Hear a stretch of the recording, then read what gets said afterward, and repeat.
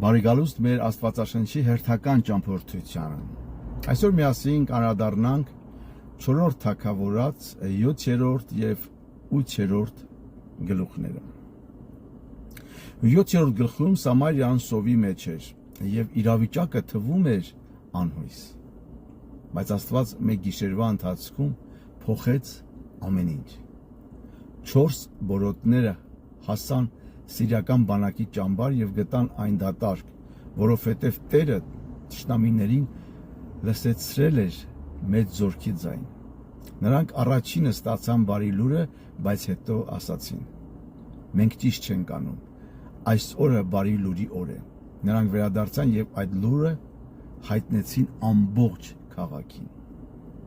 8-րդ գլխում մենք տեսնում ենք, որ Աստծո խոսքը միշտ կատարվում է։ Շունամացի կինը վերադառնում է եւ ստանում է իր տունը ու արտերը, ինչպես Եղիսեն կանխագուշակել էր։ Միևնույն ժամանակ Եղիսեն մարգարեանում է Ազայելի ապագա չարագործությունների մասին։ Թեև մարդիկ փոխվում են, Աստծո ծրագիրը մնում է անփոփոխ։ Ամեն։ Այս գլուխներում մենք տեսնում ենք Հիսուս Քրիստոսին, ինչպես բորոտները բարի լուրը չպահեցին միայն իրենց համար, այնպես էլ մենք կոչված ենք պատմելու ավետարանը։ Մենք գտել ենք ամենամեծ հարստությունը Հիսուս Քրիստոսին, հալելույա, եւ չենք կարող լռել դրա մասին։ Նա է մեր բարի լուրը, որ բերում է փրկություն, հույս եւ նոր կյանք բոլոր հավատացողներին։ Այս գլուխները մեզ նաեւ հիշեցնում են, որ Աստծո խոսքը երբեք չի ձախողվում։ Մենք կձախողվենք,